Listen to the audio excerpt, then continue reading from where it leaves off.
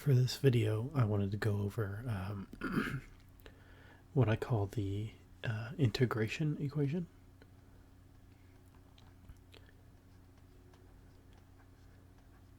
And for my calculus kids, you'll understand what I mean soon enough.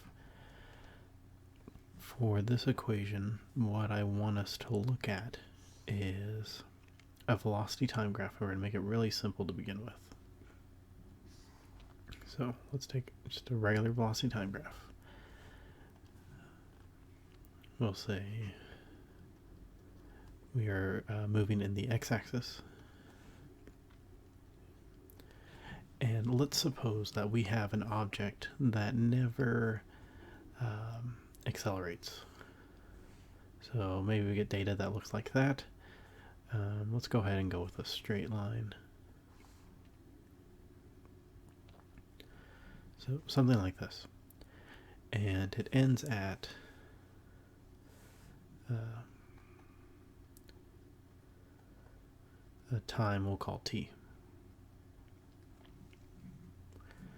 If I wanted the distance, my average velocity equation, or rather the displacement of the object, my average velocity equation says I can take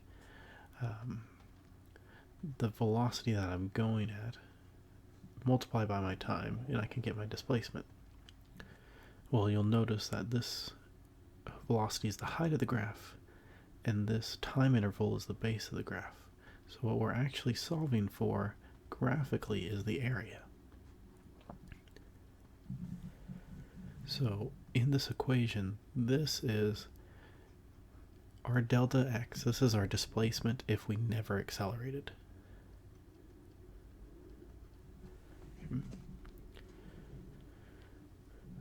So now I want you to imagine that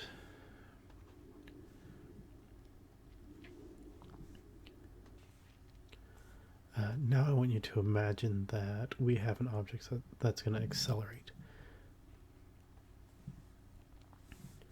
So it's going to go from an initial velocity to some final velocity, but we'll make it over the same time interval. Now we know the area of this section underneath the graph is the acceleration, or is the displacement if we never accelerated. Okay.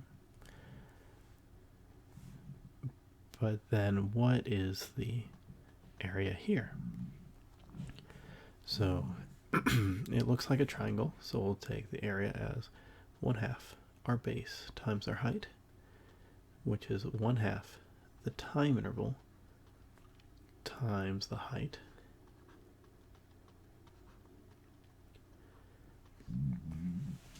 This term here we've seen before. It comes from, or rather, it shows up when we discuss average acceleration. Average acceleration is the rate at which the velocity changes. So that's final minus initial over the time interval. So we can see that this term that is appearing in our area equation is equal to the acceleration times the time interval. So if I make that substitution over here, we get 1/2 tat, which is the same as 1/2 acceleration times the time interval squared. So this is the displacement because we are accelerating.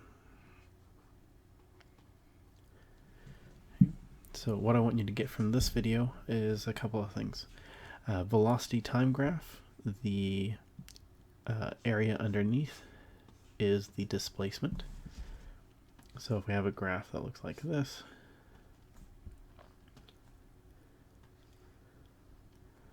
we have a positive displacement here, negative displacement there, and another positive displacement over here.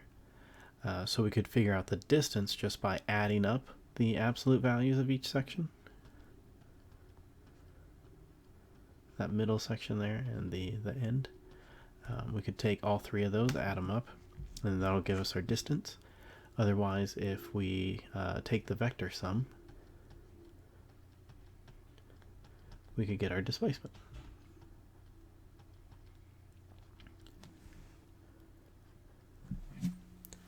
And in our equation, we have three vectors: the displacement, the velocity, and the acceleration. So that's one thing I want you to get, is that the area underneath the curve is a displacement. And basically where this equation is coming from. So that's all I got for you. Thank you.